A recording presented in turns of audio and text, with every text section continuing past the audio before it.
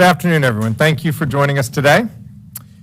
We've got a lot going on in North Carolina. So many jobs are coming to the state. So many people are making big things happen.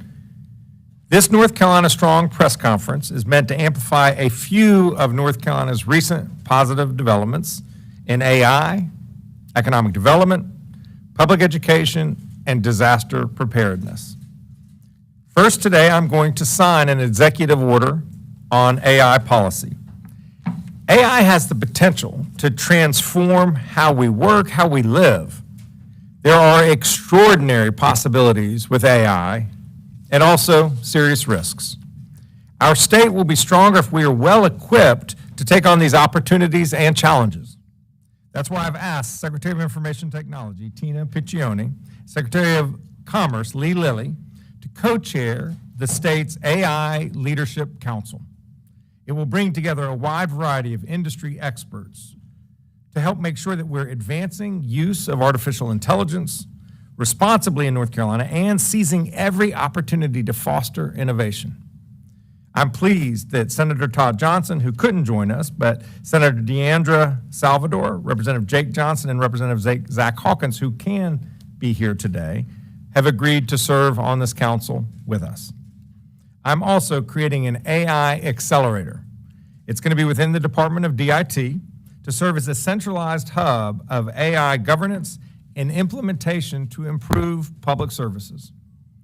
I'm directing each agency to create an AI oversight team within their department for seeking out best use cases where AI could help our government work better for people. That's what we want always, is to make government work better for people, and this is a tool that can help us do that.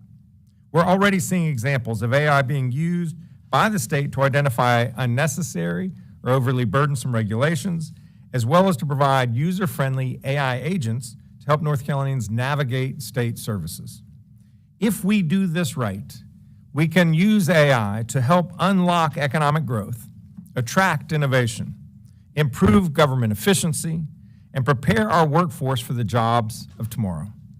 I will now invite forward Secretary Piccioni to talk about this state's commitment.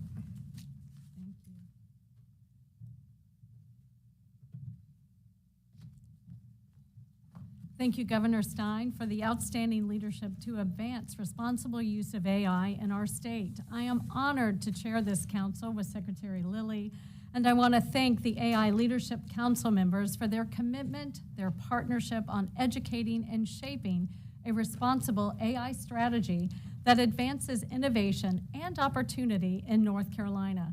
North Carolina is already nationally recognized as a driving force and supporter of AI technology, and Governor Stein's executive order will empower us with the necessary tools to continue to move forward with transformative and trustworthy solutions that benefit the people, businesses, and communities of North Carolina. Earlier this year, we hired the state's first AI policy executive, Issa Saee. Issa is a true AI governance and ethics expert with over 25 years' experience. He has helped develop AI strategies and solutions as a consultant for policymakers, the United Nations, Fortune 1000 executives, and various nonprofits. I would like to recognize him and his team for the incredible work that they are already doing on this front. We do have an AI framework in place, which is a living document for state agencies to guide the responsible implementation of AI technology. We are building on this foundation and working towards the goal of having the most AI-literate state government workforce in the nation. We've already held training for leaders across state government, and we are moving forward to build awareness and trust in how we can use this to our advantage everywhere in North Carolina. As Governor Stein mentioned, we are establishing an AI accelerator within our department to continue to explore and implement AI solutions to real-world problems. We want to drive responsible innovation by equipping all state agencies with the tools, talent, and guidance to deploy AI that delivers real results for the people of North Carolina. I could not be prouder of the teamwork that is taking place as we work together to strengthen our great state and position us for all of our future success. Thank you again to Governor Stein, and I look forward to the great progress to come.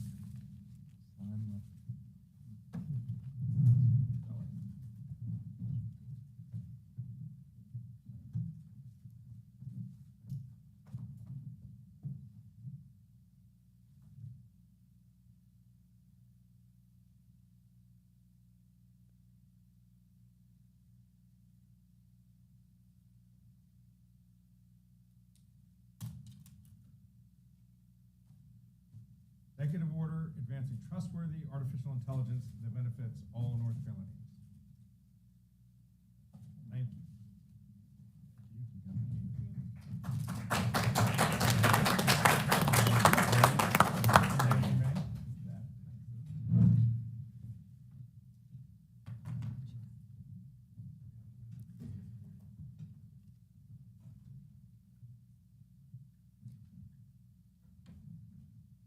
Leading in AI is just one way that we can keep North Carolina a top state for business.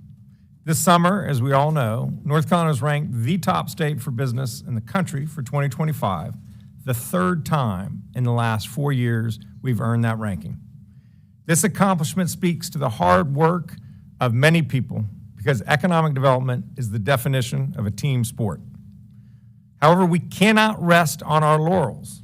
We have to keep building a state that businesses and workers alike want to come and call home. Today, I want to focus on one economic sector in particular, biotech.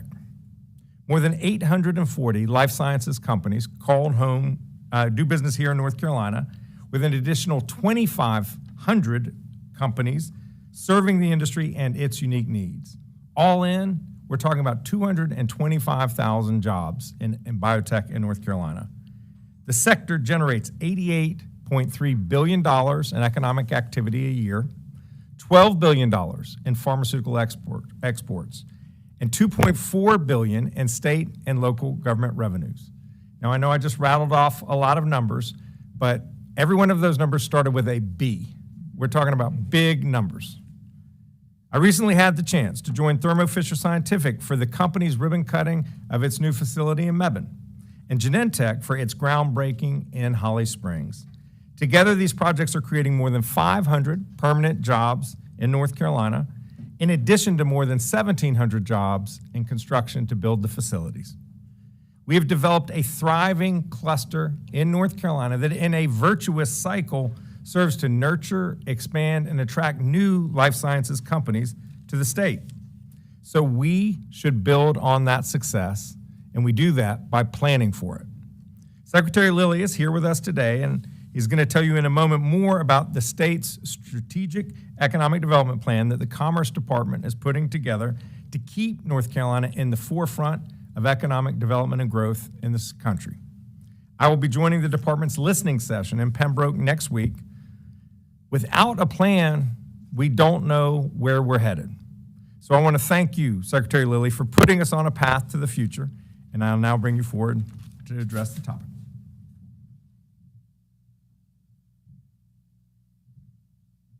Good afternoon. Thank you, Governor. I want to thank Governor Stein and echo his remarks on the strength of North Carolina's economy. His leadership and our enduring appeal to businesses continue to yield strong results and high-paying jobs, especially in growing sectors like biotechnology and aerospace. North Carolina's value proposition is strong to businesses of all sizes, and with a world-class workforce, a strong and friendly business climate, and great communities, we continue to attract great jobs. Our people, places, and partnerships make us stand out in a competitive market for economic investment. Over the past 8 months, under the governor's direction and in partnership with businesses, local governments, and communities, the Department of Commerce has helped North Carolina to attract more than 23,000 new jobs and $19 billion, that's with a B, $19 billion in capital investment. This is a record-setting pace for job creation, and it proves the strength of the economic development model that we have built together. Most importantly, it means more opportunities to build prosperity for North Carolinians in every corner of this state. But we know that we can't rest on today's successes, and we have to plan for what's next. And that's why, in partnership with Governor Stein, the department is developing the next statewide strategic economic development plan. This plan will set the course for economic growth through the end of this decade and builds on the strong foundations of the First in Talent economic development plan that we adopted in 2021. We are working with a diverse steering committee of leaders in business, education, workforce development, and economic development, as well as local governments, nonprofits, and many others who help us to guide this work. We're also partnering with NC Impact Initiative at the UNC Chapel Hill School of Government to host listening sessions across all 8 of the state's regional prosperity zones and a virtual session for statewide engagement. Our economic development is strongest when it is driven by local priorities and strengths.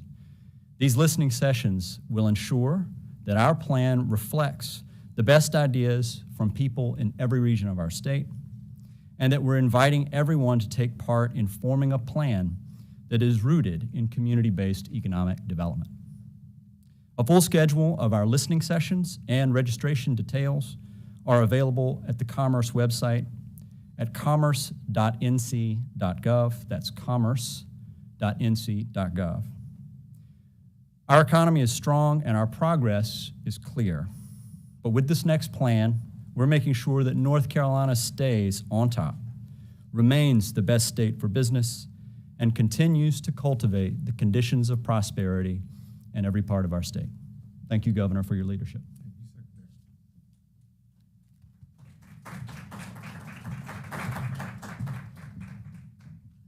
Superintendent of Public Instruction, Mo Green, will join me on our next topic, which is public education. Our public schools open doors of opportunities for 1.5 million North Carolinian young people. No matter our students' backgrounds, no matter where they live, every student has the chance to learn and grow in our public schools. They are the state's future. Therefore, they are the state's most important investment. We have to be smart and diligent about how we set them up for success. Just like with economic development, before we can make real progress in education, we first have to decide where we want to go. And that's what Superintendent Green and the State Board of Education's new strategic plan is all about. The plan is titled Achieving Educational Excellence. It sets bold and ambitious vision for North Carolina schools to be the very best in this nation. We should settle for nothing less. The plan builds on the state's successes and reimagines a system where every child is well prepared for the rest of his or her life. That means providing a rigorous education for our young people from pre-kindergarten through high school, an education that gives them the knowledge and skills to be successful in whatever they want to do after high school. Start a small business, go to community college, go to university, enlist in the military, join the workforce. This plan challenges us to revere educators, partner with parents, ensure that our children and staff have safe learning environments, and to galvanize champions for our public schools. It is a clear plan to take real actions with real metrics to make our schools the very best they can be. I commend Superintendent Green and the State Board of Education on how they developed this plan and what it means for North Carolina's future. In creating the plan, Superintendent Green traveled the state, listening to folks about their dreams, ideas, recommendations, and even frustrations. He and his team used that feedback to ensure that the plan represents the real interests of the people of North Carolina, most importantly, our students. This is North Carolina's plan. It will take us, every single one of us, working together to ensure that our students receive an excellent, life-shaping education. I'm honored to support the plan and be one of the many who will work hard to ensure its success. I will now bring forward Superintendent Green. Superintendent.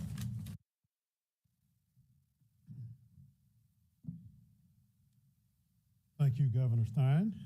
Good afternoon. Thank you so much, Governor Stein, for your leadership and for bringing together the partners who are